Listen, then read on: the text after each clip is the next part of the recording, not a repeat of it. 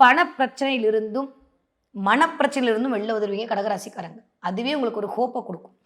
சனியும் 9ஆம் இடத்துல வக்ர நிவர்த்தி அடைஞ்சு உட்கார்ந்துருக்காரு. ஸோ, ஒண்ணும் பெருசா நெகட்டிவ் வரப்போறதே கிடையாது. நல்லா இருக்கு. நெறைய கோவில் குளங்களுக்கு செய்வீங்க. நெறைய கோவில் குளத்த தேடி போவீங்க. சாமியாவது பூதமான்னு சொன்ன கடகராசிக்காரங்க ஆரம்பிக்கும்போதே சாமிய நோக்கி போவீங்க. நெறைய நல்லவைகள் உங்களை தேடி வரும். இந்த வருஷத்துலருந்து புதுசா ஏதோ ஒரு விஷயத்த பண்ணணும்னு சொல்லிட்டு நீங்க உங்க மனதுக்குள் உறுதி எடுத்துக் கொள்வீர்கள். அது நீங்க நெனச்ச மாரியே நடக்கும். ஸோ நெறைய கடகராசிக்காரங்க இந்த தடவ ஜொலிக்க போறீங்க. ஆன்மீகமா ஜொலிப்பீங்க.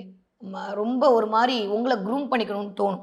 இந்த சுக்கிரன் உட்கார்ந்திருக்கக்கூடிய சமயம் ஆரம்பிக்கும்போதே உங்களுடைய ராசிநாதனுடைய அமைப்பில் உச்சம் பெறக்கூடிய வீட்ல இருந்து அமையக்கூடிய இந்த தன்மை என்பது உங்கள உச்சத்துக்கு தான் கொண்டு வந்து வைக்கும். ஸோ கடகராசிக்காரர்கள் பெருசா கவலைப்பட வேண்டாம். நான் சொன்ன விஷயத்துல மட்டும் கவனமாக இருந்து கொண்டால் போதும். இந்த 2026 வருட ஜனவரி மாதம். ஃபுட்டுல ரொம்ப, ரொம்ப, ரொம்ப கவனம். சாப்பாட்டு விஷயத்துல நேரம் தவறி சாப்பிடக்கூடிய சூழல் உருவாகும்.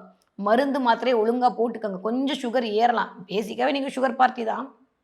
நான் தான் சொல்ட்டேனே சோ ஸ்வீட்ன்னு. அப்ப சுகரா தானே இருப்பீங்க.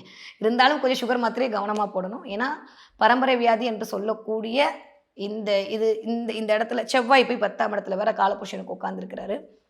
கவனமா இருக்கணும் கடகராசிக்காரர்கள். ஓகே. ஸோ மத்தபடி எல்லாம் சூப்பரா இருக்கு. நெகட்டிவா எனக்கு சொல்ற மாரி இல்ல. வேலையில இதுவரைக்கும் இல்லாத அளவுக்கு ஸ்பீடு காட்டுவீங்க. நெறைய ஸ்பீட் பண்ணுவீங்க. நெறைய விஷயங்கள் முடிவுக்கு வரும். இழுத்துக்கிட்டே இருந்த விஷயம்லாம் டக்கு டக்கு டக்குன்னு இந்த மாதம் முடிந்து உங்களுக்கான ஒரு சாதகமான பீரியட் உங்களுக்கு சாதகமா வரும்.